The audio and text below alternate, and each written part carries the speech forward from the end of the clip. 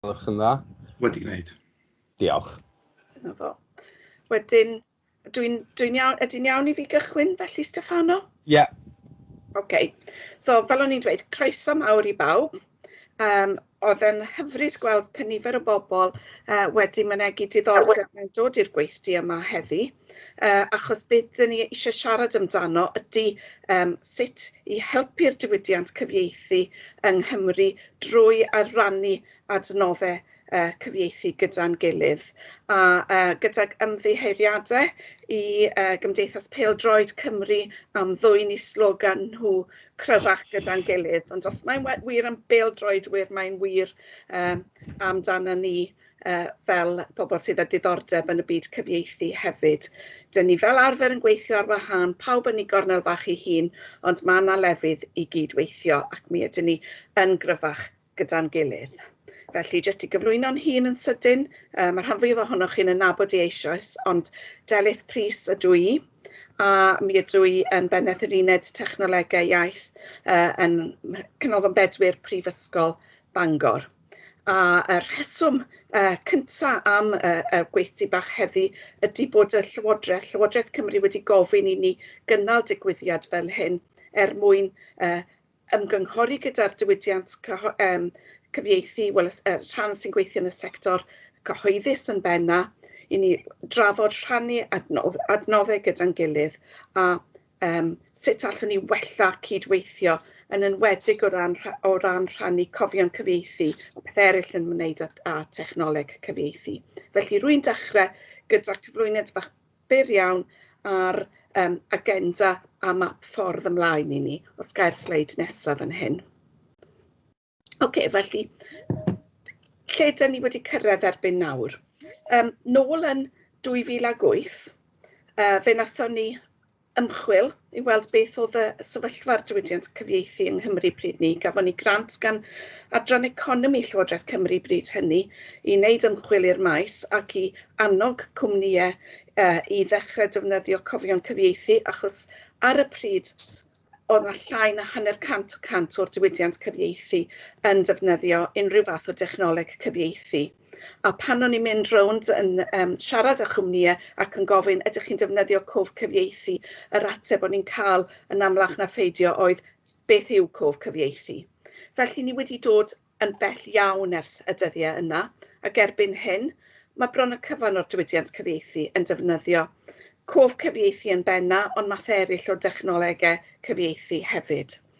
Ac mae y dechnoleg I hun, y feddalwedd I hun wedi gwella lot yn ystod y cyfnod yna. Mae yna well systemau cof cyfieithu gael erbyn hyn. Mae cyfieithu peirianyddol wedi aeddfedu ac wedi dod yn rhan o'r broses cyfieithu. Mae integreiddio technolegau gwahanol gyda'i gilydd, pethau fel gyriduron termau, offer prawf ddarllen ag ati hefyd wedi cael eu prifffrydio fel rhan o'r llif gwaith cyfieithu. Ac wrth gwrs, I ni gyd yn gyfarwydd ar dydleion erbyn hyn bod defnyddio technoleg yn gwella ansawdd, yn cyflymu'r broses gyfieithu, yn cynyddu faint o waith sy'n cael ei gyfieithu, mewn cyfnod pan mae'r galw am gyfieithu wedi cynyddu'n aruthrol a dim digon o gyfieithwyr da mewn gwirionedd I gyflenwi'r galw yna.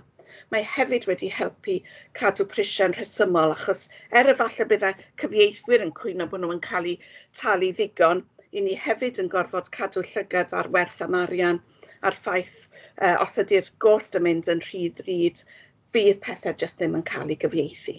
Felly lle dyn ni arni erbyn hyn?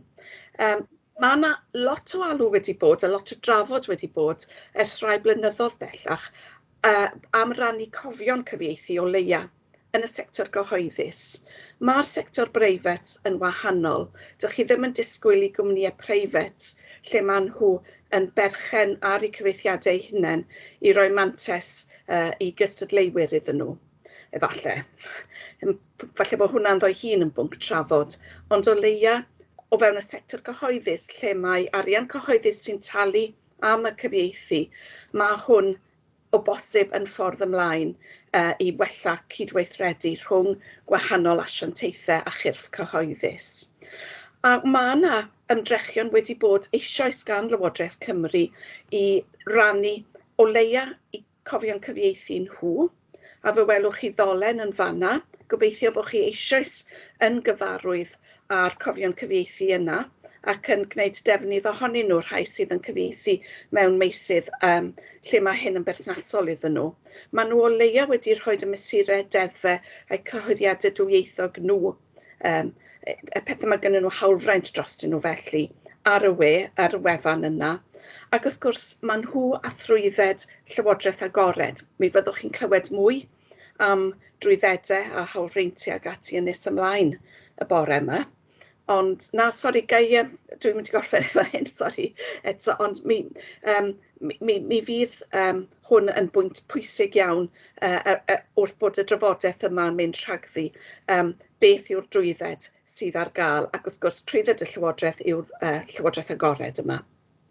Fformat y ffeiliau, hynna'n bwysig hefyd, a TMX ydy'r ffeiliau sydd wedi cael eu rhannu hyd yn hyn. Efallai byddwn ni eisiau dod nôl I drafod fformatiau hefyd yn nes ymlaen. Ond mae'r potensial sydd I ni wneud mwy gyda hyn yn fawr iawn mewn gwirionedd. Felly dyna be dyn ni yn edrych ymlaen ato. Fedrwn ni symud i'r sleid nesaf nawr, achos mae hyn yn sôn am ble dyn ni'n mynd nesaf. Fel o'n i'n dweud yn benodol, mae'r Llywodraeth wedi gofyn I ni gynnal y gweithdy yma heddi fel rhan o brosiect technolegau testun lleferydd a chyfieithu dyn ni'n gwneud ar eu cyfer nhw. A mae hwnna'n golygu cydweithio gyda chyrff sector cyhoeddus I lunio strategaeth gyntaf. Nawr, mi ydyn ni ar hyn o bryd wrthi yn llunio drafft o strategaeth mwyn rhannu cofio'n cyfieithu ymhlith y sector. Felly mi fydda I o bosib yn dod nôl a rhai ohonych chi ar ôl heddiw ac yn eich poeni chi eto am ragor o wybodaeth a thrafodaeth bellach. Felly dyn ni ar ddechrau, neu dyn ni yng nghanol y gweithgaredd yna I edrych yn fwy strategol ar be fedrwn ni wneud gyda'n gilydd. A wedyn yn ail yn fanna, dyn ni'n cydweithio gyda chyrff cyhoeddus unigol hefyd, jyst mwyn cael gweld beth sy'n bosib o ran rhannu eu cofio'n cyfieithu nhw. Gyda'r cafiat wrth gwrs bod ni ddim yn gofyn am eitemau sensitif a stwff cyfrinachol byth. Felly, yn drydydd yn fanna hefyd, nid dim ond edrych ar gofio'n cyfieithu ydyn ni, mae'r Llywodraeth wedi gofyn I ni ddatblygu a ryddhau peiriant cyfieithu awtomatig felly. Un parth benodol ar gyfer iechyd y gofal. Mi fyddwn ni'n sôn mwy am hynny hefyd yn nes ymlaen. Felly yn rhan o hyn, mi ydyn ni yn llunio holiadur I holi barn y sector. Mi fydd Steffano'n sôn o hynny nes ymlaen bore yma. Mi fyddwn ni hefyd yn trio dysgu o esiampl yr Undeb Ewropeaidd, a mae Teresa Lynn o DCU yn Iwerddon yn ymuno gyda ni bore yma yn siarad am y gwaith mae hi wedi bod ynglyn ag ar gyfer Iwerddon a'r Undeb Ewropeaidd. Beth allwn ni ddysgu wrth y profiad Ewropeaidd yn fanna. A hefyd, dyn ni'n gobeithio sôn tymed bach mwy am y materion hawlfraint yma a materion diogelwch a chyfrinachedd sy'n bwyso'n drwm a rai pobl wrth ystyried rhannu eu cofion nhw. Dyn ni hefyd yn sôn am ail ddefnyddio'r data I ddatblygu mwy ar dechnolegau iaith, achos bod ni wedi symud ymlaen o gofio'n cyfieithu erbyn hyn i'r cyfieithu peirianyddol yma, ond yn defnyddio'r data o'r cofio'n cyfieithu I wneud hynny, ac erbyn hyn mae yna bethau eraill. Dyn ni'n gallu defnyddio'r data o'r cofio'n cyfieithu I helpu gyda technoleg lleferydd, I alldynnu termau, I edrych ar eiriau newydd sy'n dod i'r iaith, hyd yn oed I astudio orgraff a gramadeg, a mae'r ffyrdd yma o ailgylchu'r data, os ydyn ni'n tynnu'r cofio'n cyfieithu yna mewn a'i tagio nhw'n briodol yn y man cyntaf, yna mi fydd gyda ni y stwff yma yw ail ddefnyddio dro ar ôl tro ac felly torri lawr ar gostau ac amser ac ymdrech I ni gyd. Felly sleid nesa. Dyna fe. Does dim lot amser I fynd, erbyn diwedd Mawrth flwyddyn nesa. Dyn ni'n gobeithio bydd trefn gyda ni yn ei lle ar gyfer derbyn cofio'n cyfieithu'r cyrff cyhoeddus yma ac I fedru dosbarthu nhw'n gyhoeddus hefyd. Mae'n llif dwyffordd, nid dim ond bod y gwaith yn cyrraedd ni, ond bod yn cyrraedd cyrff cyhoeddus eraill hefyd, felly traffig drwy ffordd yn fanna, gyda wrth gwrs yr holl metadata perthnasol, ffynhonnell, dyddiad, parth, cyfyngiadau dosbarthu, hawlfraint eto ac yn y blaen. A bod ni'n gallu trin y data os oes angen anonymeiddio, gofalu bod y fformat yn gywir ac yn y blaen. Ac yn integreiddio gyda'r math o dechnoleg cyfieithu. Mae gwahanol gyrff yn ei defnyddio pethau fel Trados, Deja Vu, Cyfieithu Cymru ac yn y blaen. Ac yn gyntaf, fel byddai'n sôn maes o law, yn y parth iechyd a gofal. Byddwn ni hefyd yn crafu'r we am ddeunyddiau addas, a byddwn ni wrth gwrs yn gorfod llunio lle i letia a cynnal y data yma sydd yn ddiogel rhag bod e'n cael ei hacio neu bod e'n diflannu neu bod e'n mynd yn sail i gael ei ddal yn wystl gan rhyw bobl ddrwg mewn sydd eisiau arian gyda ni ac yn y blaen ac yn y blaen. Mae'r maes yn cymhlethu ac yn datblygu o hyd. Felly erbyn diwedd Mawrth 2022, dyn ni'n gobeithio bydd hyn i gyd yn ei le.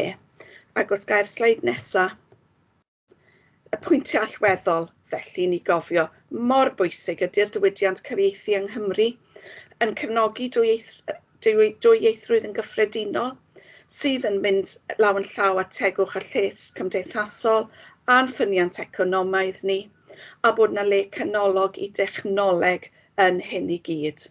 A felly bod yna bwysles arno ni i rannu gyda'n gilydd fel bod y dechnoleg yma yn cael ei gwella, a heb anghofio eto bod ni yn ddarostyngiedig i ddeddfe eraill wrth bod ni'n rhannu, bod ni yn edrych ar bethau fel y gyfarwyddeb data agored yma, lle mae cyrff cyhoeddus i fod i rannu data gyda'i gilydd. Mi fydd Dewi yn sôn am hynny hefyd yn nes ymlaen. A bod sylfaen dda gyda ni'r Gymraeg. Ni mewn sefyllfa eitha ffodus bod gyda ni yn holl gofion cyfieithu a dweud y gwir sydd yn mynd i fod yn sail da i adeiladu arno. Felly mae'n flin da fi dwi wedi rhithro braidd trwy hynny jyst yn rhyw fath o gefndir cyffredinol i bore yma ac yn sydyn nawr cyn bod ni'n mynd mewn i drafod pethau mwy diflas efallai, dwi eisiau stopio rhannu'n sgrin fel bod Dewi yn gallu rhoi i gyflwyniadau lan yn lle hynny, achos mae Dewi yn mynd i fod yn rhoi demo sydyn i ni, a'r jyst i chi cael blas, cyn bod ni'n mynd lawr i drafod o ddifri, ond ni eisiau chi cael blas o arbrawf bach cyfieithu peirianyddol da ni wedi bod ynglyn ag beth i ni'n gallu wneud hyd yn hyn, jyst gyda cofion cyfieithu mewnol Prifysgol Bangor, ond dwi yn mynd i drosglwyddo nawr i Dewi fel bod e'n gallu rhoi y blas bach yma i ni gael rhyw fymryn o gyffro efallai yn lle bod ni jyst yn trafod pethau biwrocrataidd. Felly Dewi yw'n prif beiriannydd meddalwedd ni yn yr uned technolegau iaith, unwaith eto rhan fwyaf ohonoch chi yn gyfarwydd iawn â gwaith Dewi. Ond os allai ofyn i chi gadw eich cwestiynau tan y sesiwn ola bore yma pan bydd cyfle gyda ni i drafod, ond mi allwch chi roi pethau yn y chat yn y cyfamser os ydych chi eisiau. A gai just checio hefyd cyn bod Dewi yn dechrau arni, o'n i'n gweld bod neges gan Teresa wedi dod trwodd i gael y ddolent. Stefano, a wyt ti'n iawn gyda Teresa yn fanna? Da eiliad, sori, y draws e-bost neu yn y chat? Wel, dwi ddim yn... Wel, na, oedden ni'n deall o neges gan Teresa bod ni'n cael trafferth ymuno gyda ni ar gyfer y cyflwyniad nesaf. Na i sortio hwnna. Dyna ni. Da ni'n rhydd felly i Dewi rannu sgrin gyda ni'n y cyfamser. Drosodd at y ti, Dewi. Oce, diolch Delyth. Reit, dwi angen rhannu fy sgrin. So, os gyda. Di pawb yn gweld hwnna? Demo cyfieithu peirianyddol. Dwi'n ei weld y beth bynnag. Oce, iawn, gret. Felly, bach cefndir sydyn, da ni wedi gwneud gwaith ymchwil dros dipyn o flynyddoedd ar cyfieithu peirianyddol, a da ni wedi helpu rai cwmnïau lleol hefyd i wneud defnydd o cyfieithu peirianyddol a fewn eu cynnyrch nhw hefyd, neu gwasanaeth cyfieithu nhw hefyd. A dyma'r sefyllfa yn ymchwil ni hyd yn hyn, lle dyn ni yn medru hyfforddi modelau ar ddulliau deallusrwydd artiffisial a rhwydweithau niwral sydd yn i ryw raddau yn efelychu strwythur yr ymenydd i cyfieithu o Saesneg i Gymraeg neu o Gymraeg i Saesneg. Ac rydyn ni'n defnyddio, dyn ni wedi defnyddio'r set data mwyaf sydd o fewn yn cyrraedd ni, sef y cof cyfieithu Prifysgol Bangor. Wel, maen nhw'n nifer o cofion cyfieithu y Bangor a'r gwahanol pynciau, ond trwy dod nhw at ei gilydd, mae o'n gorff o 1,700,000 o frawddegau. A mae hwn yn just yn demo sydyn o sut mae model cyfieithu ar sail data sydd yn fach i gymharu efo casgliadau mae'r cwmnïau mawr yn gallu defnyddio neu maen nhw wedi crafu, cwmnïau fel Google a Microsoft ac yn y blaen.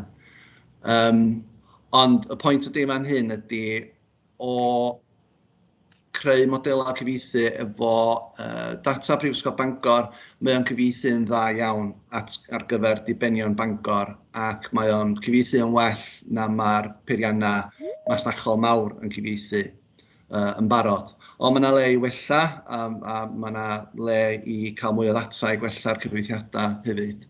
Ac efallai di ond ddim yn gwneud yn dda ar gyfer partha neu testunau dydy Prifysgol Bangor ddim fel arfer yn ei gyfieithu. Ond gan i weld hynna wan yn y demos. So dwi wedi casglu rhai testunau Saesneg yn barod o gwahanol wefannau'r o tudalennau we'r Prifysgol. So hwnna'n un. So ni cyfieithu hwnna drwy'r model. Na fo. So mae hwnna'n darllen yn dda, yn cyfieithiad sydd ddim angen lawer o gywiro, ella bod o'n hollol gywir. Chi di'r cyfieithwyr sydd yn gwybod o well na fi. Enghraifft arall.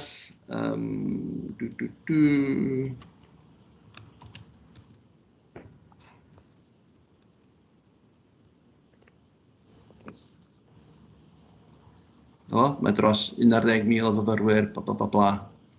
So mae'n cael geiriau y prifythrennu a'r terma'n gywir hefyd o fewn testunau parth testunau Bangor. Enghraifft arall.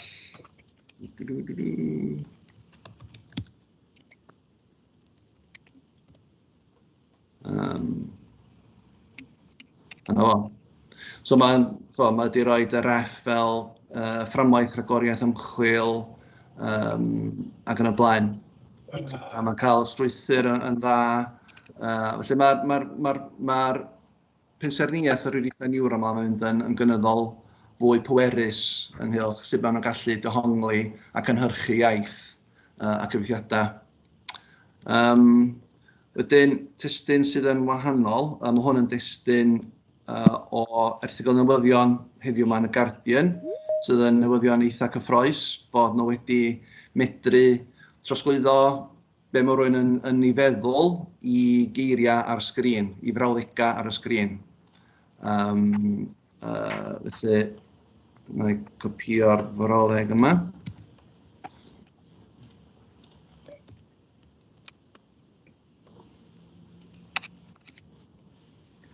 So, na fo. Dio ddim yn, allai i weld, dyw hwnna ddim yn hollol gywir. Dim yn dechrau yn dda, dwi'n meddwl. Ond mae'r gweddill yn o reit. Hyd wel i. Wedyn, brawddeg arall sydyn. Wps. Rydyn ni.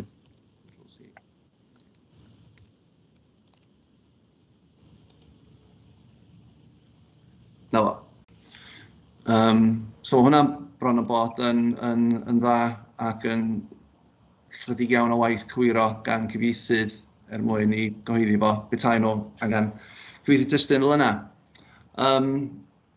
So mae hwn yn, so hwn di demo o'r cyfieithu perinyddol. Da ni'n bwriadu i wella yn ystod y flwyddyn nesaf efo unrhyw ddata gawn ni'n ychwanegol trwy'r ganlyniad i'r gweithdy yma.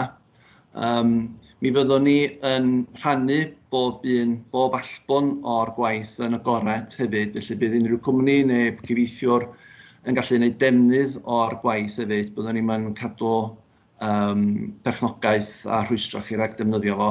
Gewch chi geith unrhyw un wneud fel licio nhw efo allbwn y gwaith i gyd. A dwi eisiau dangos demo sydyn hefyd o beth Delyth yn esbonio am lle mae'r data o cofion cyfieithu yn gallu bod yn defnyddiol mewn meysydd technoleg iaith eraill. Ac un lle yn hynna ydy efo adnabod lleferydd. Mae gynnon ni wefan newydd o'r enw'r trawsgrifiwr ar-lein. Da ni wedi bod yn ei wella, ond da ni'n parhau i wella fo yn gyson. Y wefan ei hun ar modelau adnabod lleferydd. Ac be mae'r wefan yn caniatáu i chi wneud ydy llwytho unrhyw fideo YouTube neu ffeil sain neu recordio chi wrth i'n siarad, a wedyn mae'n troi beth ydych chi newydd wedi cael ei llyfaru i destun. A mae gen i enghraifft fan hyn o fideo sydd wedi cael ei trawsgrifio o blaen. Dyma fideo Eluned Morgan o'n cynhadledd ni ym mis Ionawr. Gobeithio ydych chi... Felly fel o'n i'n dweud. Na, hang on, fan am Eluned yn siarad. So, dwi'n gobeithio byddwch chi'n clywed y sain o'r fideo YouTube. Data agored am polisi ni at ei gilydd mwyn cael mwy o declynau a gwasanaethau. Ie, sgwrswch chi'r sain yma, achos mae o'n bwysig i gwybod, mwyn dyma lle mae'r canlyniad a trawsgrifiad awtomatig yn ymddangos yn y wefan, a wedyn ydych chi'n medru cywiro y trawsgrifiad. So dyma beth ar yr peiriant adnabod. So os ydych chi'n chwarae'r sain yma. Fel mae llawer ohonoch chi yn ymwybodol, mae'n pwysles ni wedi bod yn 3 pheth. So cwiriad bach sydd yna yn 3 peth yn 3 fedd. Ydyn, enghraifft arall.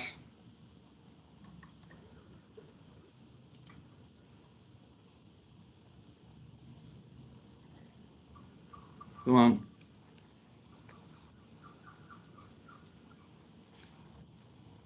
Lle mae'r sain? Yn gyntaf, technoleg lleferydd Cymraeg. Bangor dechreuodd y gwaith drwy gael y chatbot Maxen i adnabod gorchmynion Cymraeg. So, beth da ni yn defnyddio o data testunol ydy'r model, da ni'n defnyddio ni creu modelau iaith i nabod pa geiriau sy'n debyg o dod ar ôl ei gilydd a pa fath o moderoddion sydd yn gyffredin, mwyn i helpu'r peiriant yn adnabod lleferydd ail-greu'r brawddeg yn gywir just o'r lleferydd. So mae model iaith yn cydweithio efo model acwstig i gallu dod ar debygrwydd gorau at ei gilydd ynghylch beth ddwydwyd yn iawn. So mae data yna'n bwysig ar gyfer adnabod lleferydd hefyd, a nid yn unig cyfieithu perynyddol. A dyna y demos, dwi'n meddwl.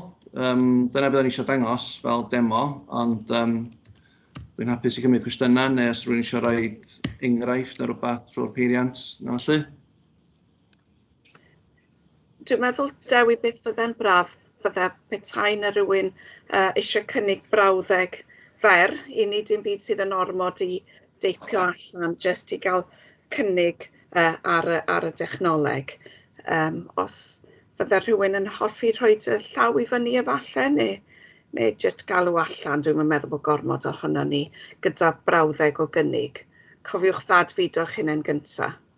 Ond da chi weld cyfeiriad y wefan ar y sgrin i fanna hefyd, so ella os da chi'n glyfar, so da chi'n mynd at y wefan eich hunain. Bydd o'n mi fyny ar ôl heddiw yma, mae jyst yn wefan sydyn dros dro. Ond os da chi eisiau brofi hefyd yn eich amser eich hun, cymryd nodyn o'r cyfeiriad yna hefyd.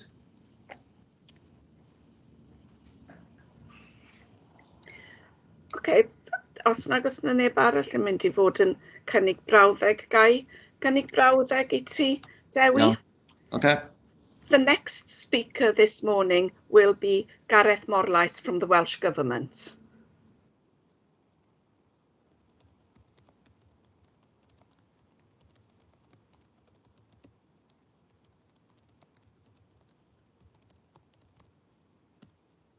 Ti 'di gollwng M ar botwm.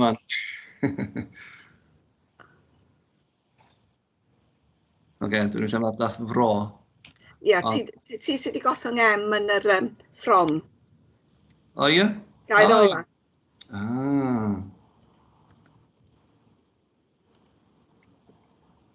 Na fo. Dyna ni. A dyna wers i ni sut mae un llythyren fach yn gwneud lot o wahaniaeth. Dyna ni, felly brawddeg eitha syml a straightforward ydy honna.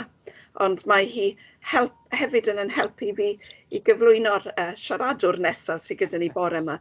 Felly diolch i ti, Dewi, am y cyflwyniad bach sydyn yna. Fel oedd Dewi'n dweud, mi allwch chi fynd nôl ati heddi a chwarae o gwmpas gyda hi ag arbrofi, ac edrych yn arbennig efallai ar sut mae hi yn, sut mae rhywbeth sydd wedi cael ei hyfforddi ar gofion cyfieithu Bangor yn gwneud yn well ar y math yna o gyfieithiadau na mae efallai ar rhywbeth fel testunau o barth hollol wahanol. Ond newn ni adael yn fanna ar hyn o bryd gyda diolch i Dewi. Gan symud ymlaen yn nawr at Gareth Morlais, fel oedd y peiriant cyfieithu yn dweud wrthyn ni, o Uned Gymraeg Llywodraeth Cymru, a mae Gareth yn mynd i sôn mymryn wrthyn ni am bersbectif Llywodraeth Cymru ar y gwaith technoleg lleferydd Cymraeg yma. Sori, nid technoleg lleferydd, technoleg cyfieithu.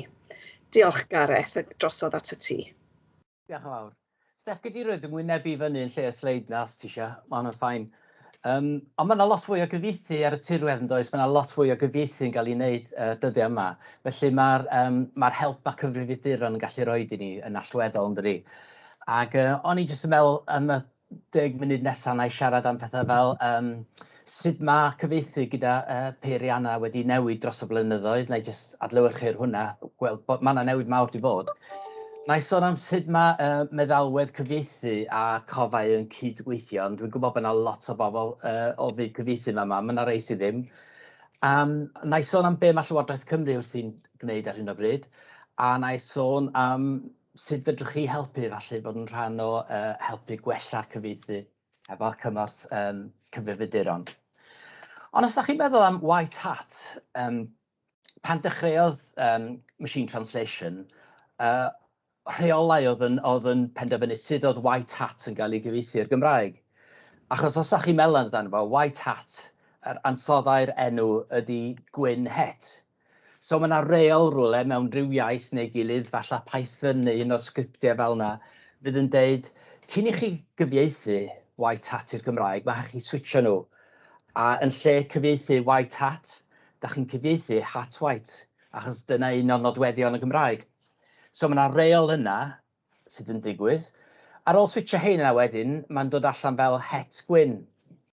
So mae rhaid o wybod, mae het yn benywaidd, so gwen nid gwyn. Gwen ydy'r ffurf benywaidd. Ond mae dim eisiau treiglo hwnna hefyd a wneud het wen. So mae rhywbeth sy'n ymddangos yn syml iawn, angen mwy nag un rheol i wybod sut i gyfeithio. A dyna sut dechreuodd cyfieithu peirianyddol, oedd rheolau gramadeg Cymraeg wedi cael ei roi i lawr a'r cyfieithu'n cael ei wneud. Ond oedd y cyfieithiadau dal yn wallus. A'r esblygiad nesaf oedd tu hwnt i rheolau, oedd cael cyfieithu ystadegol. Felly oedd o'n gweld 80% o'r amser da ni'n gweld white hat yn cael ei gyfieithu, da ni wedi sylwi mae het wen ydy'r cyfieithiad. A wedyn mae'r ystadegol yn gweithio. Wedyn dwi'n meddwl gath gwaith arloesol i wneud yn Iwerddon, a mae Teresa Elyn yma yn dydi, ar wneud rhywbeth o hybrid o rheolau ag ystadegau. A ddaru cyfieithu Gwyddelig Saesneg wella'n bellach tu hwnt i hwnna. Ond wedyn beth ddigwyddodd, dath Mural allan o nunlle, really, cwmni gath i brynu gan Google yn y diwedd, ddaru ffindio ffordd o curo pencampwr y byd yn y gêm Tsieineaidd Go. Ac cwbl oedd o'n neud oedd jyst dadansoddi'r holl symudiadau oedd yn bosib mewn gêm, a jyst edrych ar y rei oedd wedi arwain at gêm llwyddiannus lle oedd rhywun yn ennill, a wedi modelu hwnna a'i efelychu o, ac yn y diwedd ar ei cyfrifiadur llwyddo i guro'r pencampwr dynol y byd. Ac oedd hwnna'n dipyn o gamp achos mae'r permutations mewn gêm o Go yn fwy na syna o fatha gronynau yn y bydysawd. Mae nhw'n anhygoel yn dydyn. Felly mae Neural di newid cyfieithu, a da ni wedi gweld y newid ers tua 2016 ar Google Translate a Microsoft Translator. Da ni gyd yn gweld y bendith.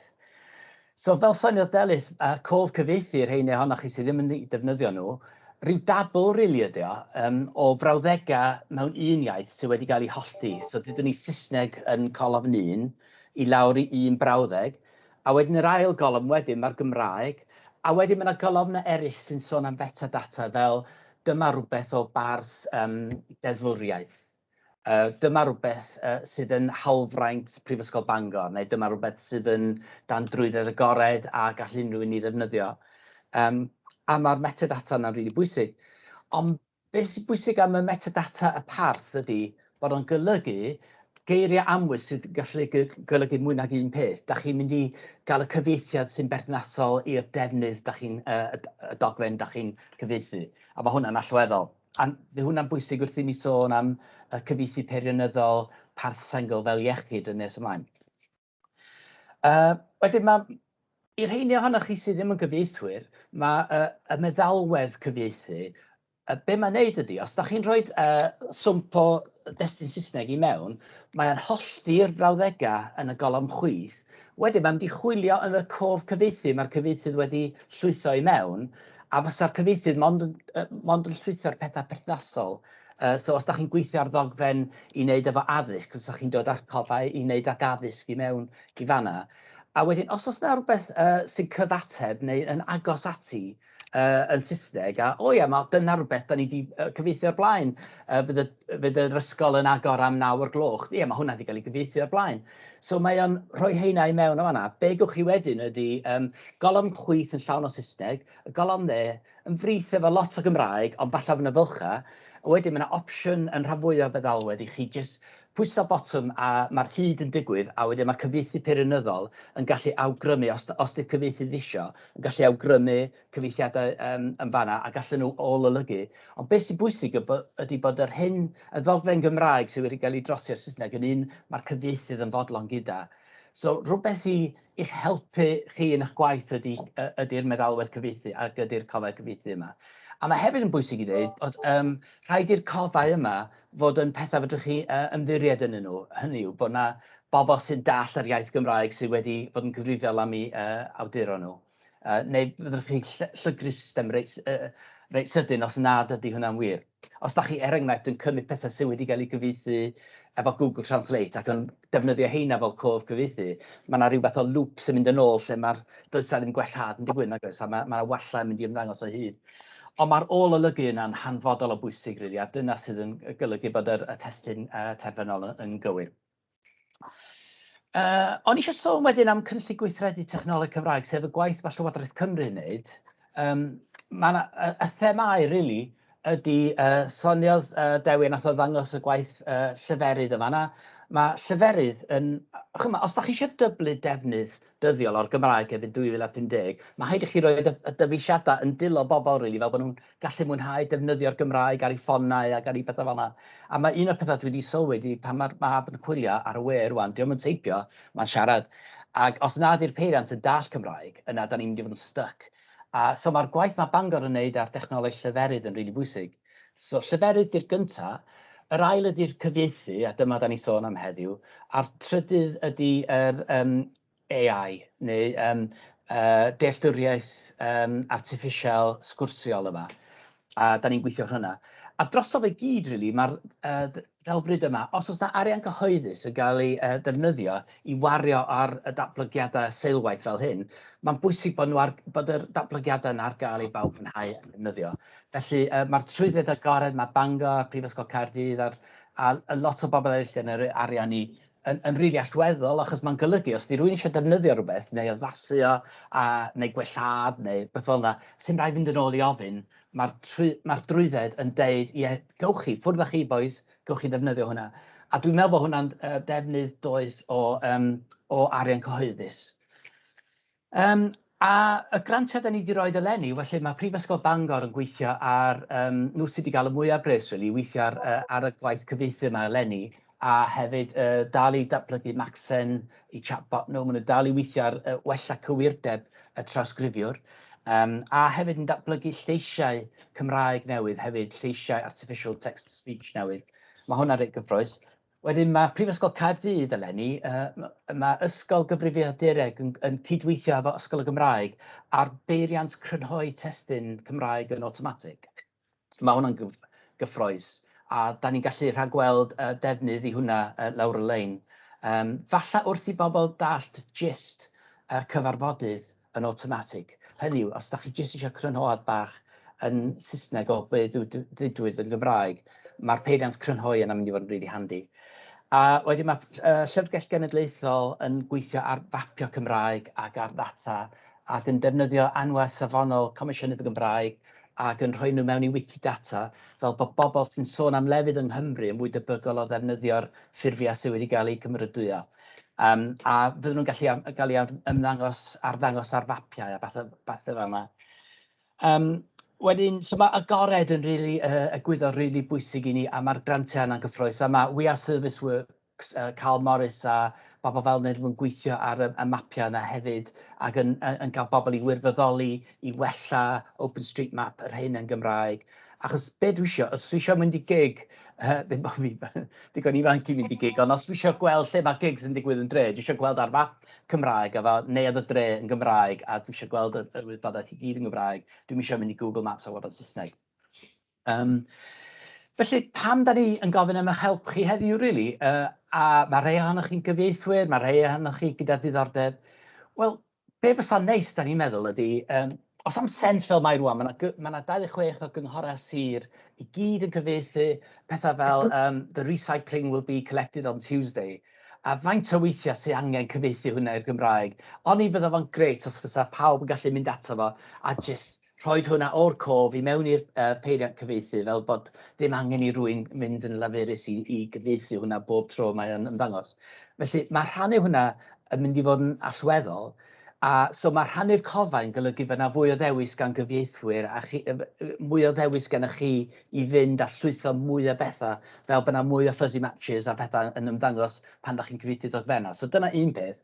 Ond falle bwysicach na hynny, o'n i'n sôn am neural yn dod o'n ag y gwir am neural ydy, yr unig ffordd oedd y peiriant yn gallu curo 500 y byd mewn go oedd bod yna filoedd o gemau, data o filoedd o gemau wedi cael ei bwydau mewn.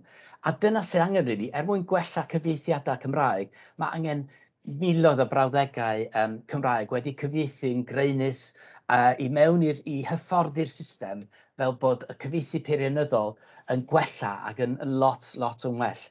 A dwi'n meddwl, gyda'ch help chi heddiw, mae rhai ohonoch chi, falle ddim yn cyfieithu, mae rhai ohonoch chi'n comisiynu cyfieithiadau. A sonio'r delyth, mae cwmnïau annibynnol yn mynd i gadw gafal, falle, achos na intellectual property. Ond os ydy'r cytundeb i wneud y gwaith yn dod o gorff gyhoeddus, ond i fydda fo'n neis os ydy'r corff gyhoeddus yn dweud gan mae arian cyhoeddus sy'n talu am y cyfieithiadau yma, a newch chi roi trwydded i ni fedru ail defnyddio'r cyfieithiadau ac i ni falle hyfforddi'r systema i fod yn bach yn well. Felly dyna un cwestiwn falle am berchnogaeth. A mae'n wahaniaeth rhwng bod yn berchen ar rhywbeth a deud fi bia fo, ond gowch chi chwarae efo fo. So fi bia'r bêl, ond gowch chi chwarae ffwtbol os da chi eisiau boes. Neu genod. A dwi'n meddwl bod y syniad o drwyddedu'n agored yn un sydd yn rili neis. Yn wedi pan mae arian cyhoeddus sydd wedi talu am y ffwtbol. Wel, dwi'n eisiau deud lot fwy, really, jyst ymuno'n dda i chi, a hefyd i ddeud bod y metadata yna, mae brawddegau o barth iechyd i fi yn fel y trysor, achos ar hyn o bryd mae yna lot o nodiadau meddygol yn cael eu cadw yn Saesneg.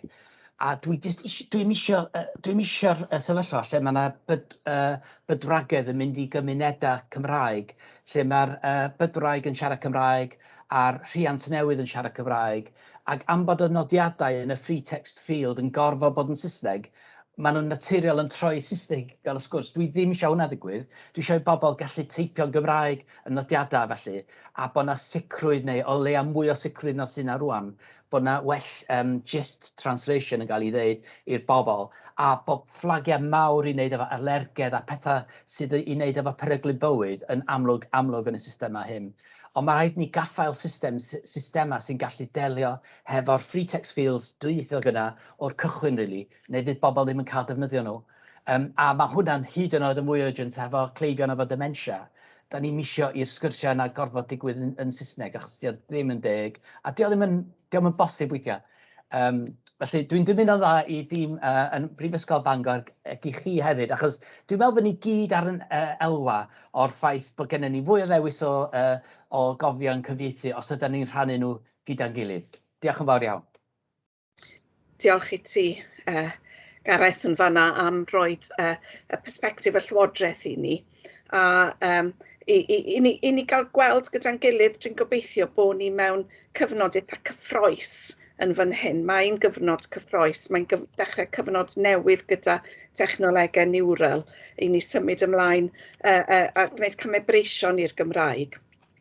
Dyna ni, dwi'n nawr yn mynd i droi i groesawu Dr Teresa Lynn o Brifysgol DCU Iwerddon ato ni. Ac esgusodwch i fi yn fan hyn, ond dwi hefyd yn mynd i droi i'r Saesneg i groesawu Teresa ato ni. A warm welcome to you, Teresa, to join us this morning in our workshop on how to share translation resources in Wales. A lot of our colleagues already know that you're a good friend of Welsh Language Technologies, that together we've run workshops before now for the Celtic languages.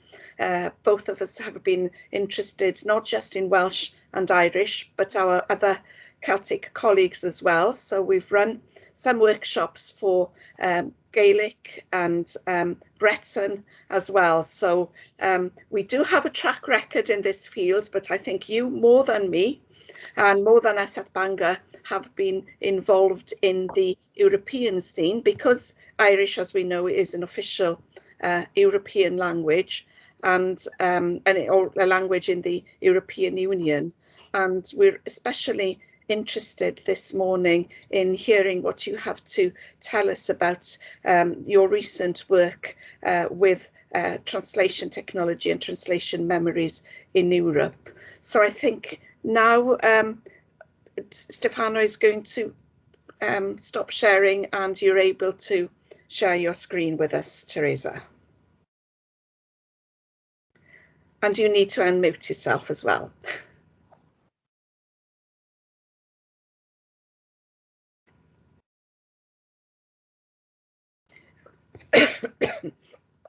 Okay, I'm not hearing anything yet. Okay, is it working now? Yes, I can hear you now, Teresa, and I can see the slides as well, but not in presentation mode.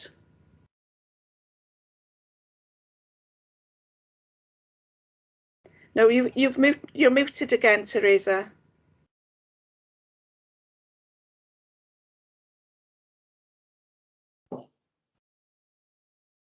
There, you're unmuted, yes. Okay, I'm not going to touch anything now. Is that okay? Yes, fine. Okay, great. Okay, just move this. Okay, so thanks for the lovely introduction, Janet. I also need to note that there's every chance that I will be overlapping with what Gareth said. So I apologize if that's the case. I'm a bit concerned about what you can see on the screen. Can you see the lower bar of all the applications, or you just see the slides? We can just see the slides, Teresa. Okay, everything's fine. Okay, great. I normally work with Zoom. Okay, so there might be repetition. I did hear fuzzy match, and I think I heard something about neuro MT. So, but look, there's no harm in hearing some things twice. So I'll get going. So I am a research fellow at the ADAPT Centre in Dublin City University. I have a background in computational linguistics. I work essentially in the language technology field. My main focus is developing tools and resources for the Irish language. And one of the hats that I wear is helping and working with the Irish government to collect translation data for the purposes of building machine translation systems. So this is just a quick breakdown of the talk. I'm going to give some information about the Irish context in general, because there is actually quite an overlap with Welsh. And then I'll talk more about this European context that Delith was alluding to. I'll talk about the different successes and challenges that we've had with our data collection. And then finally, I'm just going to briefly discuss the EU's Open Data Directive. So most of you are probably familiar with the status of the Irish language. It is a national language, and it's also the first official language. So not everybody would know that. So English is the second official language. And of course, we have the official EU status. Now, despite being the first official language, given a population of over almost 5 million, it's probably 5 million now because that was the last census in 2016. The daily usage for Irish at that stage out of that size of population is only 73,000 people. So those would be people who would use it in their daily life outside of the school system. However, over almost 2 million people profess to have the ability to speak. Whether they use it or not is a different story. On the map here, you see the darker areas of what we refer to as the Gaeltacht areas. And these are Irish-speaking regions, if you like, where everybody's able to go about their daily life through Irish, able to access various services through Irish. Doctors, local offices are operating through Irish. But of course, if you visited Ireland, you know that the majority of the rest of us will operate through English. Just an idea of the status, and I think the most important thing here is in 2003, because of the official status, we do have an Official Language Act. And so this Official Language Act sets out certain rules regarding the use of the Irish language by public bodies. And so this affects the requirements for translation. So all official documents need to be translated into Irish. Some actually, especially legal texts, will originate in Irish, and then it can be translated into English. And so, sorry, there's a mic. Somebody else is unmuted, I think, in the background. Yeah, and so also so that's the government departments, and then other public bodies will have a requirement to establish their own language scheme and set out what exactly they're going to translate. So for example, if it's a university, their language scheme might say, well, we'll have our website available in Irish, or certain requests will be replied to in Irish, but they don't have to translate all documents and so on. In terms of the EU, we're official working language since 2007. However, there's a partial derogation, and this is mainly due to the lack of translators available to meet the requirements of translations within the EU. This derogation is going to be lifted at the end of 2021 because there's been a huge drive in recruitment of translators, and then also the European Commission's e-translation system, which I'll talk about later, is improving in quality, which is going to help the translators meet those translation demands. So I want to bring it back to 2012 with the MetaNet white paper series that some of you might be familiar with because Welsh was reported on as well at that stage. This was based on an EU-led survey, which is surveying the how well languages across the EU were supported in terms of speech and language technology. And so what I have here is a summary really of the main elements that were looked at. So machine translation, text analysis, speech processing, and language resources. Irish and of course Welsh at that time, we fell into the weak or no support category for most of these. Irish fell into fragmentary for speech processing because we do have a speech synthesizer system available for several years. if this was to be carried out again, and actually the European Language Equality Project is carrying out a similar survey again, I would guess that we'll fall into the fragmentary category for most of these now, for a lot of the work that we've done within both countries for machine translation, for the development of resources and potentially text analysis. But overall, it's still a bad story. It's a bad yeah, it's not a good look. It's not a good outlook for us, and we've a lot more work to do to improve our level of support. One of the main takings from this report, from my perspective anyway, was this idea that there's an analogy with the printing press, so that the printing press resulted in the extinction of many regional minority languages at that time. And so, of course, the question is, will technology have the same impact on minority languages today? And that's something that we really need to consider, this idea of risk of digital extinction. So there's many reasons why our languages are lagging behind in terms of technological support. One would be mainly the lack of directed funding into developing tools and services. Now, for the major languages, you don't necessarily need government funding, because you're going to have industries investing in language technology because of the market demand. Whereas when we have smaller numbers of speakers, they wouldn't see that as enough of a demand to warrant investment into the technology, so we rely on our governments.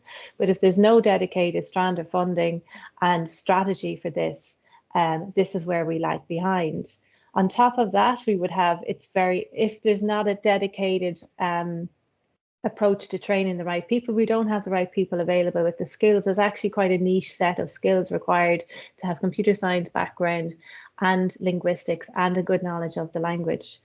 But overall, and what we're going to be talking about today, is this idea of data. All the state-of-the-art systems today, including machine translation, and this might have been what Gareth was talking about with the neural machine translation systems, they're data-driven, which means that they induce patterns from large amounts of data to be able to predict on how to do a task. So that task could be predicting a translation, it could be grammar checking, it could be speech synthesis or recognition or whatever it is.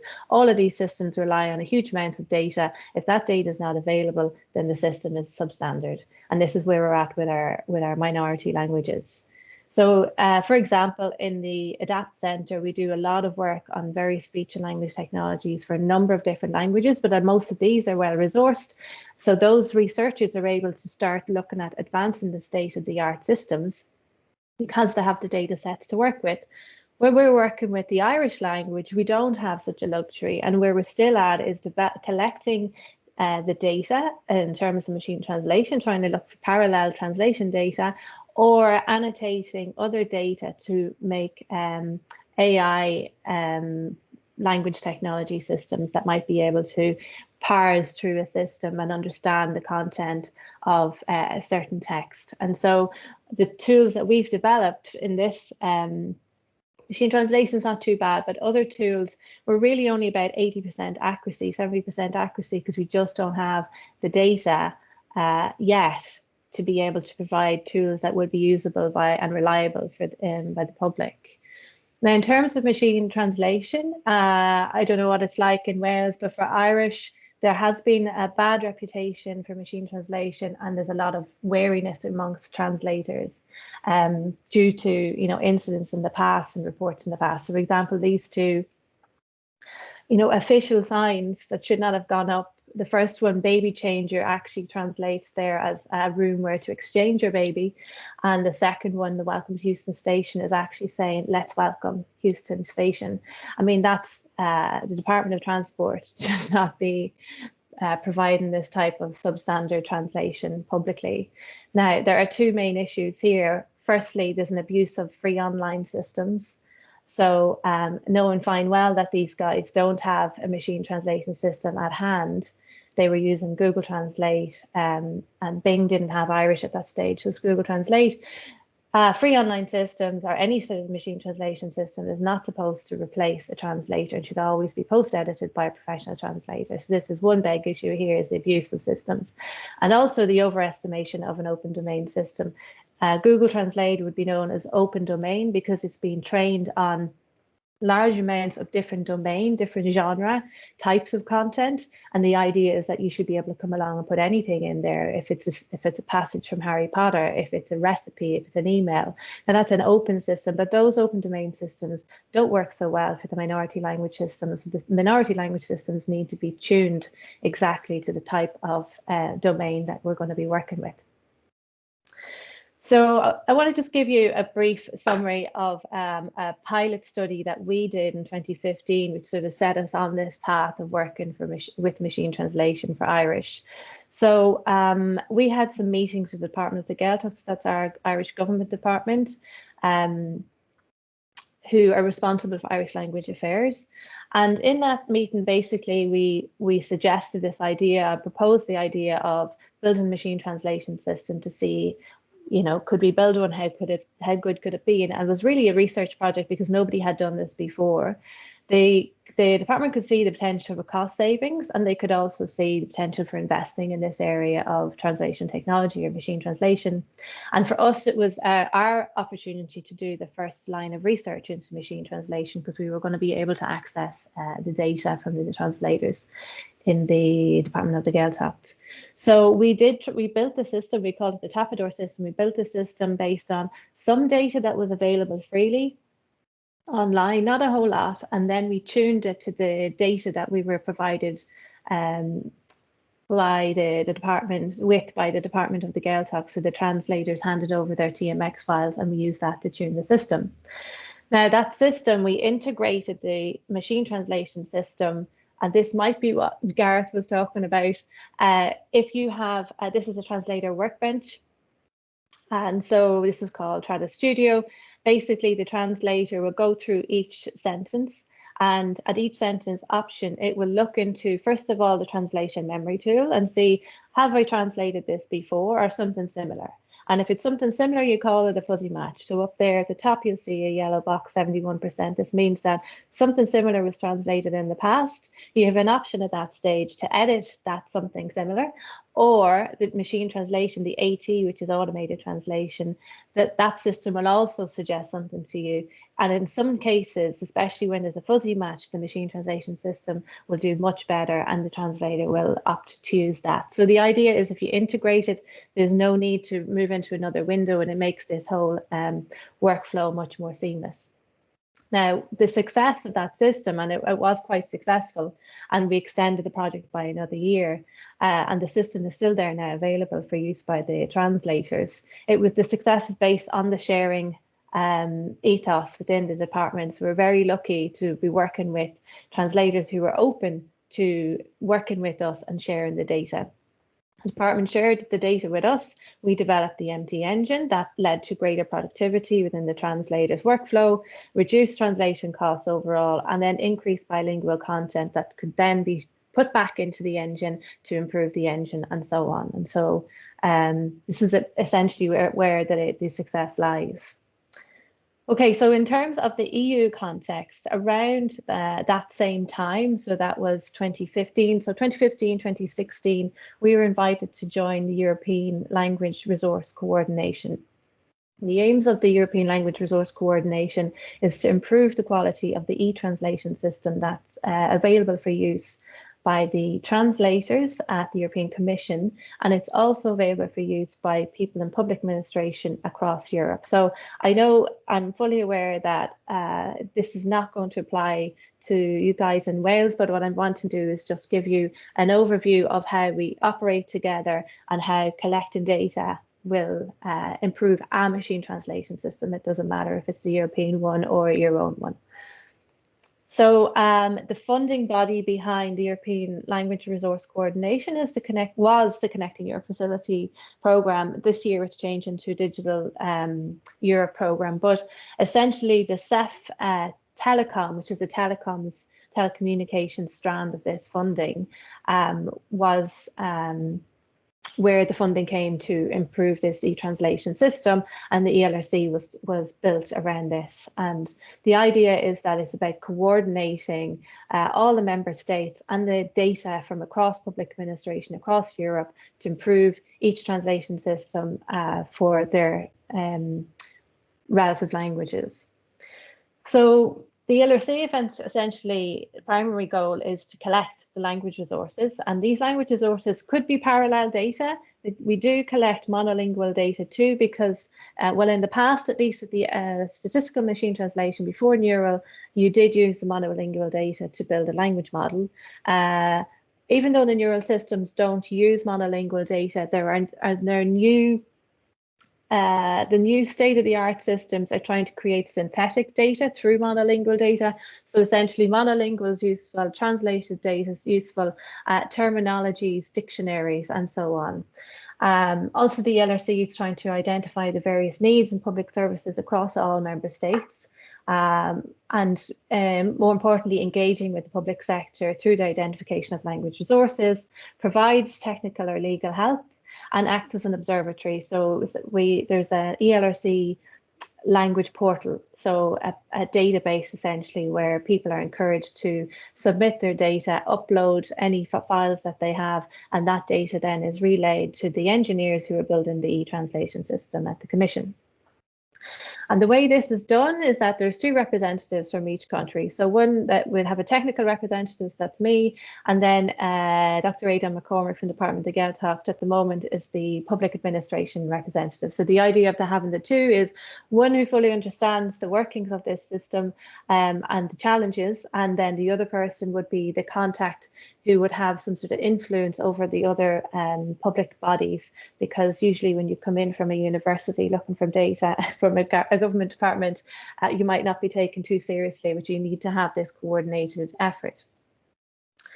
So Gareth might have already alluded to this as well, is when you're building machine translation systems, especially the neural systems, and especially if you're working with languages that are highly inflected, so say Irish and Welsh as Celtic languages, there's a lot more inflections compared to English, for example, which means that the system needs to have seen way more examples of the language in use to be able to predict how to do a translation, because we have so many different forms of the words that could potentially be used. So there's a correlation between the number of parallel sentences that are used to build a system and the quality of that system. The data needs to be good quality data, so we can't put machine translated data into a machine translated system. However, what we find if we're getting it from the government departments, it's being professionally translated, and so we don't need to worry about that because these are accredited translators. The data needs to be well aligned, so when the computer is basically looking one line, matching up to the other line in a corresponding file, and it's literally reading line by line and feeding that into the system. So it needs to be well aligned, and this is where the power of the TMX file comes in, because those are perfectly aligned. Domain specific, I touched on this already, this idea of domains. So you have various different domains, but if you had a system that's trained on legal data, it's not going to do so well on a health system, translating health data. If it's trained on financial data, probably not going to do so well on a legal text, and so on. So the type of contributors that we've had over the past several years, so we would have the broadcasters like TG Cahir and RTE, government departments and county councils, and then Irish language bodies. So Conradh na Gaeilge and First na Gaeilge are the bodies responsible for promoting the Irish language. We have a language commissioner, and they're very open to giving us periodical updates with translated data. The department, the House of the Oireachtas is the government parliament, and they have their own in-house translation unit, and I'm going to talk about them a little bit later. And of course, universities and ITs, and then we have been able to get some media text, not too much, but so far we're not doing too badly on that front. Now, in terms of Irish public administration, and how language data is managed and created, at the moment we have, so if you look, there's 3 submodels on how the data is created and managed. So on the left-hand side, you have the DCHD, that's Department of the Gaeltacht, and the Department of Justice and Equality. Those are the only 2 government departments that have in-house translation service, which means that there's about 2, possibly 3 translators available as a team. And then for any translation request beyond their ability, so if they're not able to meet those demands, then it's outsourced. Other public bodies and the other government departments, they will do some in-house translation, but this would be just one language officer who's been assigned to a certain department. They might do things like social media translations, or an email or a request or something that's a quick turnaround, and then the larger requests are outsourced to language service providers. Now, the language service providers, I think it's every 2 or 3 years, there's a call for a tender. So I think there's about 3 or 4 language service providers who are currently under contract with the government, and each of these government bodies and departments will go to one of these 3 or 4 translation houses, essentially, and request their translations. And then finally, Rhannu, which is the parliament, they have their own in-house translation service. Now, there's about 27, possibly 30 translators now at this stage in that department. Well, what we do want, and I think I picked up from Delit's presentation, is that Wales is way further ahead than Ireland in terms of understanding the importance of using translation memory and the value of a translation memory, and especially for reuse, reducing costs, and now for the use of training the machine translation system. So this is what we want. We see this as a holy grail. What we tend to get is not a translation memory. We tend to get Word documents, Excel files, text files, and PDFs. Now, sometimes we've been sent scanned PDFs. We tend to say we can't do a whole lot of that with that because it involves OCR, and then that's not reliable either, especially for Irish and the diacritics. We do take these, but what we're trying to do is encourage people to, if they outsource to the language service providers, that they would get the translation memory file back with their translations. And so what we've done is we've advised them when they're negotiating the translation contracts each time is to add this clause into the contract. So we say where computer-aided translation tooling is used to produce translations, then in addition to the finished target language translation, any and all translation memory data or similar derived from the translation process should be returned to the department contracting for translation services as part of the final end product delivery. I mean, a variation of that is fine, but it seems to be starting to work quite well. It's going to take a while because you have to wait for the contracts to come up for renewal. To date, we haven't had too much pushback, or at least it's been reported. There hasn't been too much pushback from the LSPs. But essentially, if the translation is paid for by the public, it's public data, and it's as a byproduct of that public data, it belongs to those who have paid for the translation. And this is how it works in industry in general. I've worked in localization in the past. You own the translation memory, because you need to retain it so that you can then negotiate fees with somebody else. Otherwise, you're caught into this monopoly loop, and it's not competitive. So you need to be able to use your translation memory to negotiate other fees with other language service providers. So this is a really important thing, and it seems to be making some changes, at least for us, in terms of being able to access translation memory files. So in terms of sharing at the national level, so I did mention we have the LRC have a portal, and that portal is known as ELRC Share, and the idea is that people would just go there, upload their data, fill in some metadata about it, maybe the languages involved, what the genre is, what the domain is, if we have information on the source of it, who owns it, what the licensing is, and so on. Now, we did find, though, over a couple of years that people were reluctant to go to the European level and share it. So they would come to us, either share a folder with us or send them via email, which is not, it wasn't going to be efficient, and it was just, an inefficient use of our time as well. So we would just have to send it on or relay it on to the European Commission. So we got funding for 2 years from CEF, from the Connecting Europe facility, and we ran the ELRI project, so the European Language Resource Infrastructure project.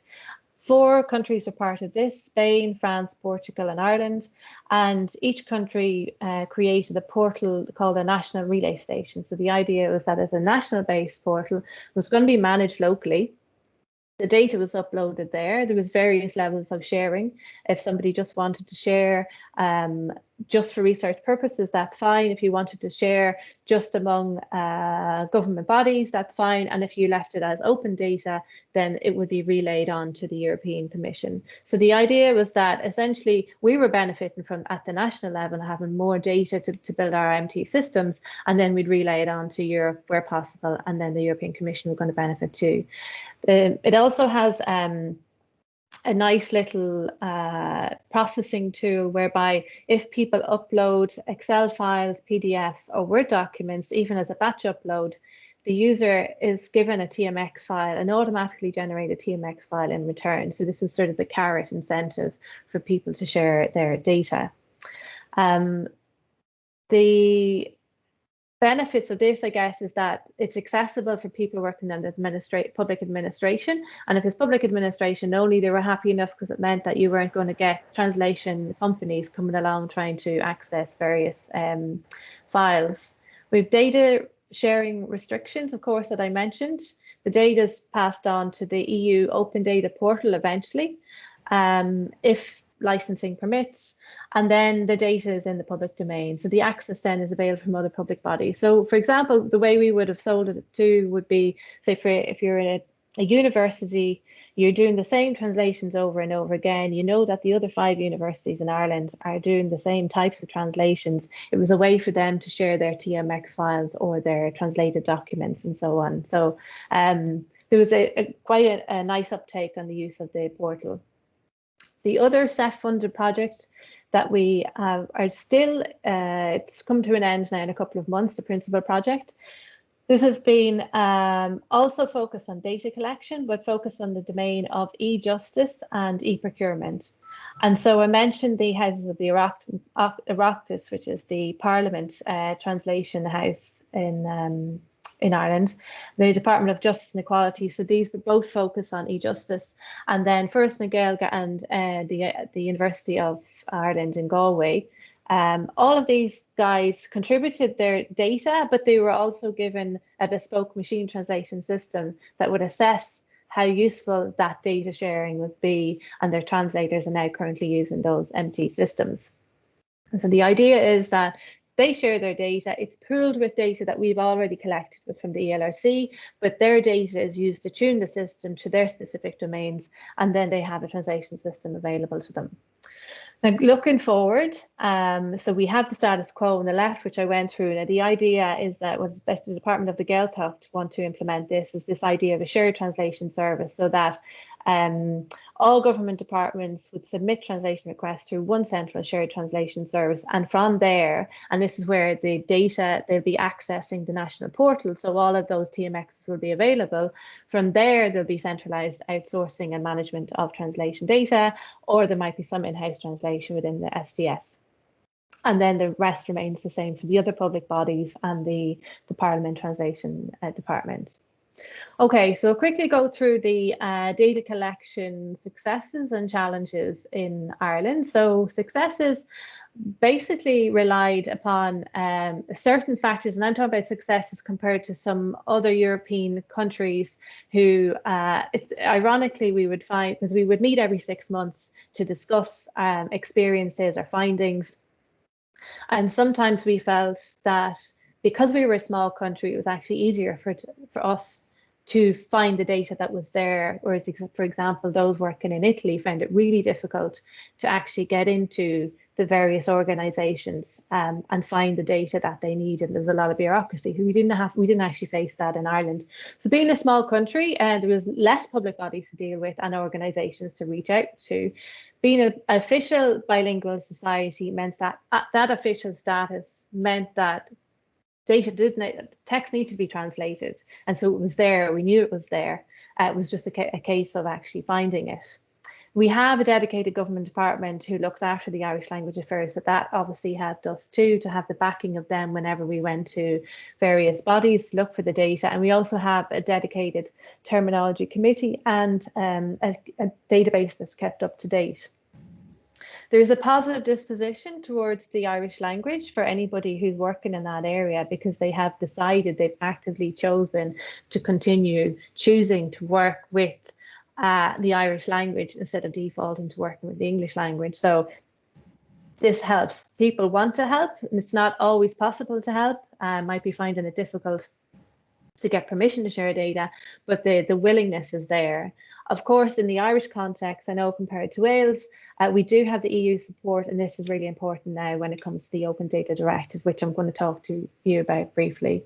And so our success is that we have 1.2 million translation units collected to date. On the grand scheme of things, it's not huge because of the other languages. If you to look into the amount of data that's in the e-translation system, a lot more than 1.2 million translation units is needed, but it's better than having nothing, and it's better than having a system that can't even be used by translators. So we're particularly happy with this, and we feel that we're on a trajectory. Now, the challenge is, I'd suggest that if you have time, that you look up this, or maybe the link could be shared, the ELRC white paper from 2019. Each of the member states have a country profile, and the Irish country profile essentially reports on our main challenges within the Irish public sector of finding data and collecting data. There might be similarities with Wales, and there might not. But essentially, I mean, things are changing thanks to the different workshops that we've been carrying out and our outreach, but it's been the same old story of legacy data on old computers, or maybe just were on attachments on emails that were never saved centrally. Lack of translation technology, lack of the use of Trados, lack of the knowledge of TMX files and so on. So these are the main issues that we've come up against, which we hope is going to change in the future. And I think I need to talk to Dell a little bit more about how you guys became so successful over the last few years with the use of translation memories. So lack of knowledge about the value of the language translation of the language data is a huge issue, because people won't realise until they see the benefits. So the Principal project was quite useful, because when people have a machine translation system trained for them, a bespoke one, and they're able to use it and helps their translators, suddenly you see the benefit of managing data and holding on to data and collecting it properly. The lack of technology use, again, even amongst freelancers in Ireland, the use of translation technology, even Trados, never mind machine translation, is pretty poor. Inefficient data management practices, frequent staff changes, which does happen in the public sector. So somebody moves on, it's hard to find they might not have a replacement, or it's hard to find who the new relevant contact is. Also this issue of demarcation of, well, if it's not in my role, I can't really take that responsibility. It's not written into my contract. And so some people that we've dealt with in the past have requested that it's written into their contract so that they can make that part of their job. An issue that we've come across quite a lot, but I hope it's going to change with the Open Data Directive, is this inability to get authorization to actually share the data. So I'll move it. This is the final part. So I'm going to talk about that Open Data Directive and show how this is going to help us. Again, I'm aware that Wales will not fall under the remit, but what I want to show is that some sort of policy around sharing data in an open fashion will benefit this effort of data collection. So the Open Data Directive, so this is originally was called the Public Sector Information Directive from back in 2003. That was, the idea is that there's public data that's being gathered, paid for, collected by the public sector, and it's useful. And the idea is, well, there was an EU impact assessment carried out as well to show how beneficial it could be for stimulating growth, for increasing transparency for government, and for encouraging more innovation. Say development of systems or apps if data is available. So one small example would be if you make your transport information available, so you know when the buses are coming, the trains are coming, and you want to build an app that facilitates whatever it is moving around the city, that data is out there, and then you can have people being innovative with the type of tools that they can provide to make citizens' lives easier. So the Open Data Directive has undergone a few updates, and the latest one is now this year, 2021. And so in terms of the 2021 directive, I'm going to explain what's happening in Ireland. So we do have an open data strategy. Every country, every member state needs to have an open data strategy. The core objectives, of course, is to make data open and freely reusable. And we want to be able to engage in the community of stakeholders, promote that actual social and economic benefits so they see the benefits of sharing. The Irish Open Data Strategy, and this is most recent update to the strategy based on the latest directive, which is fantastic. Most importantly, this first bit is that audits are going to be carried out because the data by default needs to be made open. So these audits will make sure that departments are going, and government bodies are actually going to have to manage their data and collect it correctly. There needs to be an open data publication plan for each department. All requests for data need to be facilitated. The year code, that's just postcode. Ireland's a little bit behind the postcode and the benefits of that. And then finally, this last one, most importantly, appointment of an open data liaison officer, which means that we'll have somebody in each department who will oversee ensuring that data is made available and collected properly. A list needs to be made available of all the data that's available for reuse. It should be online, machine readable, so accessible through APIs, that the list should be searchable automatically, and that it should be aggregated of this particular metadata, so data about data, the information about the data, according to EU standards. And then also that preservation of documents, essentially the management of the documents, should be practical.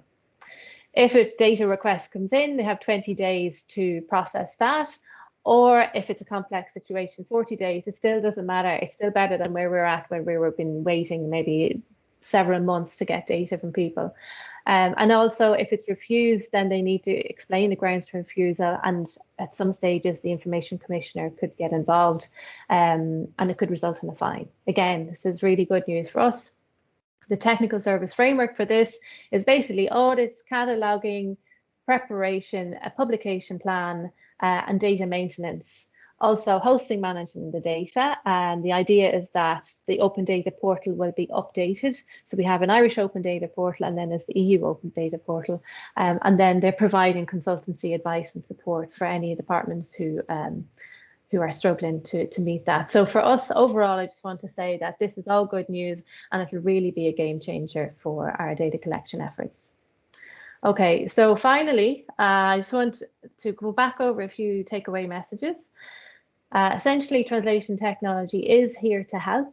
There can be reluctance sometimes to engage with it, but the idea is not to replace the job of a translator, but just to make it easier and to reduce costs. Machine translation is still evolving because it relies on data. So as the data sets grow, the system is going to eventually get better, but we need to have patience as this happens. I encourage everybody to support this idea of data sharing where possible. And absolutely, government support is so crucial. So even if it's at an EU level, your national government, in terms of policies for data sharing, providing funding for the data collection efforts and so on, or for outreach workshops and seminars. And I'd encourage people to be part of the change. Okay, so I ran over a bit, sorry about that, but if anyone has any questions, I'd be happy to answer. Yes, diolch yn fawr, Teresa, for that. And I think participants will see now why I was so eager for you to talk to us this morning and give us this presentation, because there's so much we can learn there from the Irish and the European context. So it doesn't matter that we've run over. It's grand that we have this opportunity to talk together, and because you're not going to be with us after the break, I will invite questions now in English, I'm afraid. Yeah, I would stay, but I won't understand anything, so we'll... So no, that's okay, Teresa, and if you can put your hand up, if people who want to ask questions. And okay, I'm not seeing any hands, but I'm not sure if I'm seeing everybody on my machine anyway. So if anybody would like to shout out a question, we'll accept shouted questions as well. So here goes.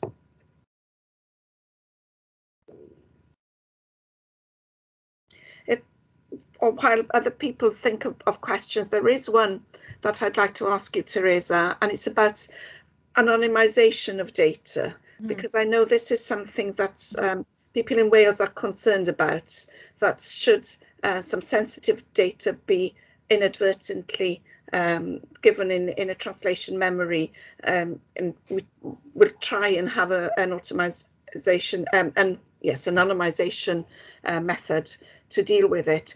But do you have experience of this in Ireland? Yeah, so this is quite a hot topic and has been at a lot of the ELRC meetings. I guess the issue is it's very difficult to 100% guarantee that data has been anonymised, especially if it's a large data set. And so you can take steps towards trying to anonymise or identify data that might have personal information.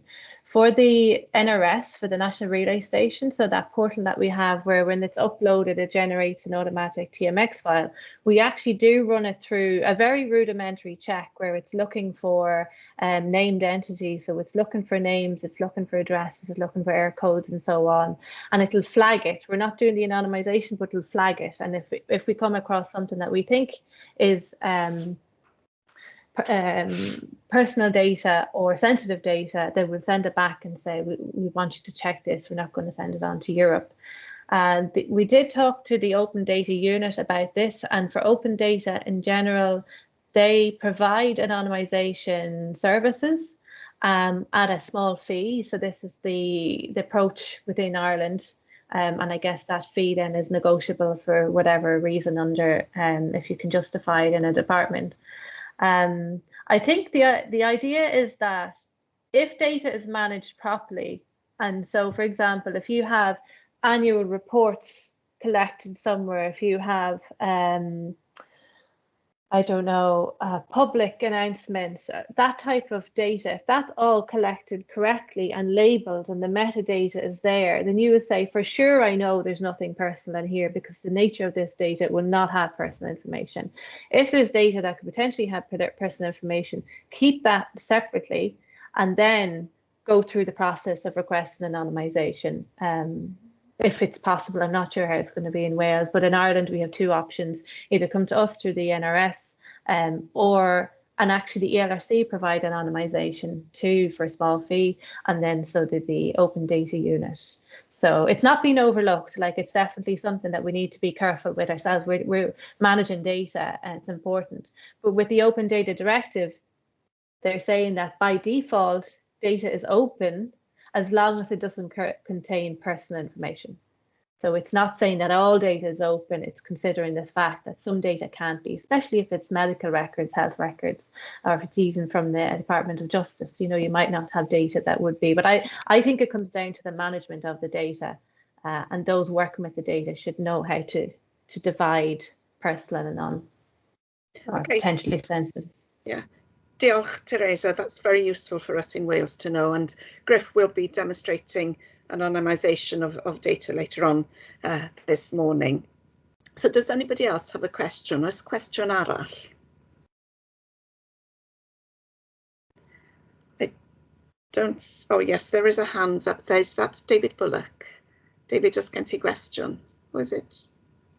Mae Robin Hughes sydd eisiau gofyn cwestiwn. Okay. Sorry, Robin. Gofyn di. Ti ar mute. Of course I'm on mute. Okay, I just wanted to thank you, Teresa. That was a great presentation, really interesting. I just wanted to ask you specifically about, obviously you had the directive in terms of open data, but in terms of, was there any reluctance in general from public bodies in terms of sharing their translation memories?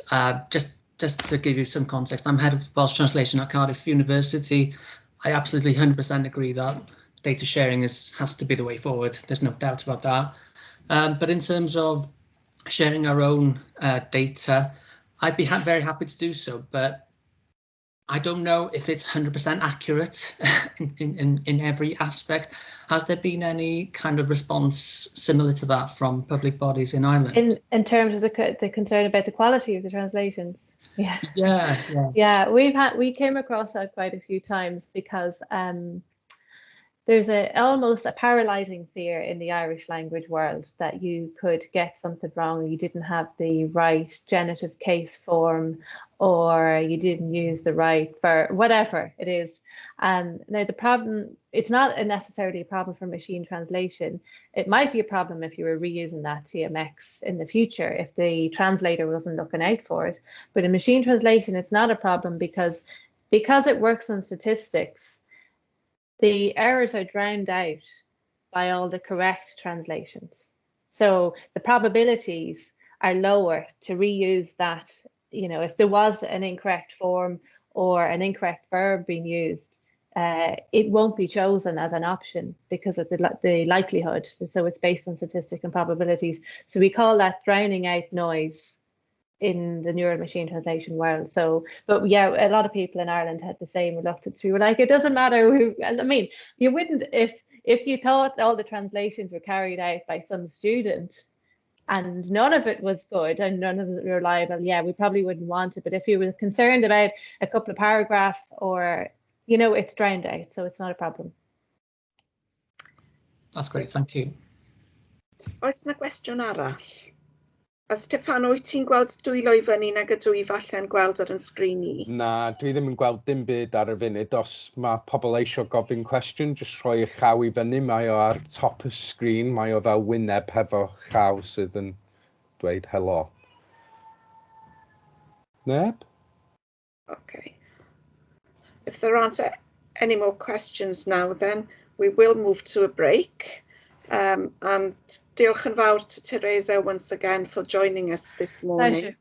I'm sure some of these topics, Teresa, will come up again in the discussion we will have at the end of the morning. And if there's anything we can't answer in-house, I'll be running over to you again. Feel free and share my email address for anyone who needs to follow up. Okay. So, okay. Thank you. Diolch yn fawr, Teresa. Diolch. And I bawb arall, beth yn mynd i ddod nôl am chwarter i, newn ni roi rhyw 10 munud bach i bobl gael toriad, i dod â paned yn ôl gyda nhw, neu beth bynnag maen nhw angen gwneud. Ac ar ôl y toriad, mi fydd Steffano Gazali, dych chi eisiau wedi clywed i lais y bore yma, un arall o'n cydweithwyr ni yn yr Uned Technolegau Iaith. Mi fydd Steffano yn agor ar be dyn ni eisiau gan y cyrff cyhoeddus yng Nghymru.